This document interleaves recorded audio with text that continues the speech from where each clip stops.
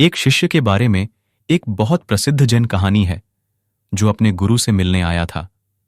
गुरु घने जंगल में एक पहाड़ी की चोटी पर रहते हैं। शाम हो चुकी है, सूरज ढल रहा है और शिष्य कई बार सोचता है कि गुरु को छोड़कर वापस चला जाए, क्योंकि उसे मीलों जंगल और पहाड़ी रास्ते से गुजरना है और फिर वह अपने गांव पहुंच पाएगा। लेकिन गुरु की उपस्थिति इतनी आकर्षक है कि वह उन्हें छोड़ने का साहस नहीं जुटा पाता, इसलिए वह आगे बढ़ता रहता है। और फिर लगभग आधी रात हो जाती है और गुरु कहते हैं, अब समय हो गया है, तुम्हें जाना चाहिए।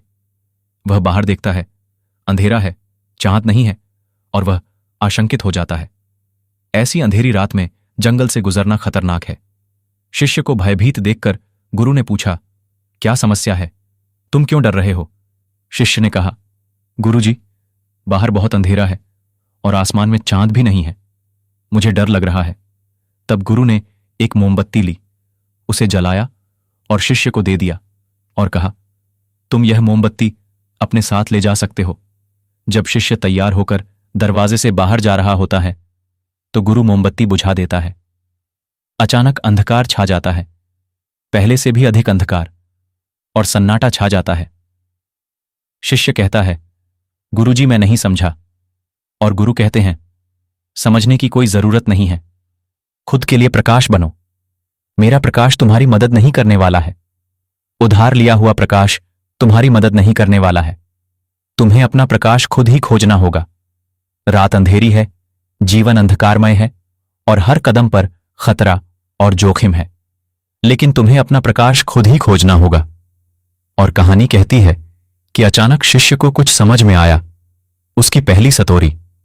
शिष्य ने कहा, गुरुजी, अब मुझे कुछ भी समझ में नहीं आ रहा है। पहले तो मेरे लिए समझने के लिए कुछ प्रयास करना संभव था, लेकिन अब मुझे कुछ भी समझ में नहीं आ रहा है।